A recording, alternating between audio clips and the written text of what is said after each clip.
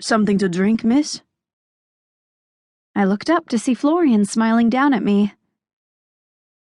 Oh my gosh, what are you doing here? I thought you had the day off again. He was wearing black shorts and a black t-shirt with the ship's logo on it. The dark fabric made his own natural coloring stand out even more. He sat down on the edge of my lounger near my hip, seeming pleased I'd noticed his absence. Normally I would have the day off, but a friend of mine is sick and I'm covering his shift. His eyes swept over my body as he spoke, and the glint of appreciation I saw in them made me feel good. Thanks again for your company yesterday, I said in a low voice. He smiled. My pleasure. The tone of our simple words exchanged even more meaning between us.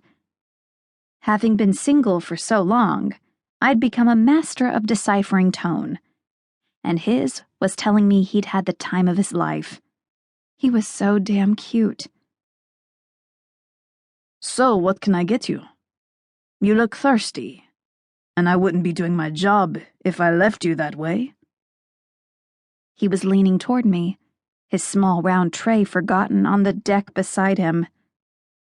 I put an arm underneath my head and removed my sunglasses so I could make better eye contact.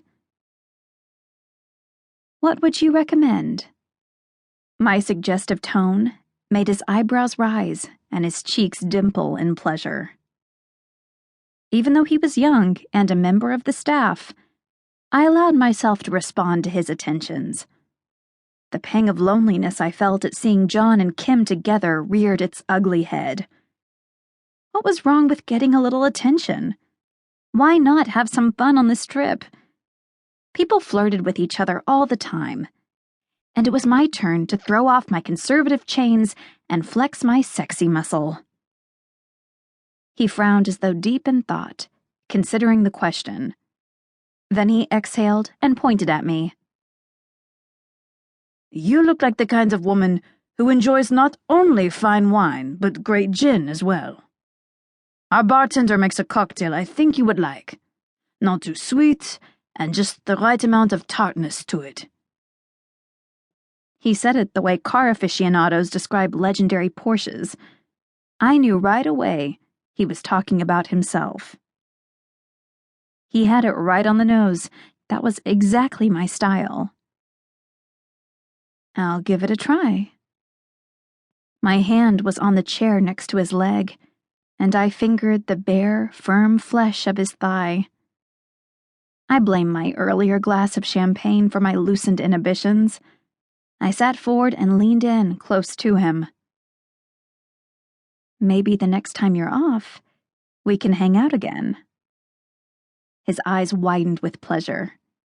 He opened his mouth to say something, but someone else cut in. Sorry to interrupt, but I wanted to see if I could order a couple of drinks. I turned my head to see John Montgomery standing behind my chair. From the amused look on his face, he'd heard everything I said. Mortification laced through me. Florian jumped up. Of course. John gave him his order, and Florian went to the bar. Then it was just John and me. Having fun, Ava? He lifted a brow. His eyes were hidden behind the dark sunglasses he wore, but I got the meaning, the bastard. He was trying to embarrass me for flirting with Florian. I huffed at him and opened my magazine again, refusing to take the bait. He tried again. He's a little young for you, isn't he? I think he's the same age as Kim, actually. If you don't think that's too young, then I certainly don't. I allowed the sweet sound of disdain to roll off my lips. Then I flipped over onto my stomach, excusing him. He gave a soft chuckle, but he got the hint because he walked away.